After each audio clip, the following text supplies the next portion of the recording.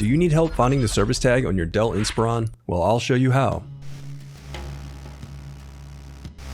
Okay, if you don't already know, the service tag is a unique 7-character code that identifies your laptop in case you need technical support, look up warranty information, and find replacement parts. Now, more times than not, the service tag will be located on the bottom base cover. But if you can't find yours, don't worry, there are more ways to find it. When booting up your laptop, tap the F2 key until the BIOS or UEFI appears. Your service tag will usually be located under the system information section.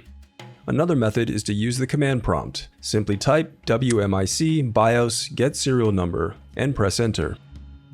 Alternatively, we built a tool on our site that does the work for you. There's nothing to install, and it'll also take you to a list of compatible parts for your model.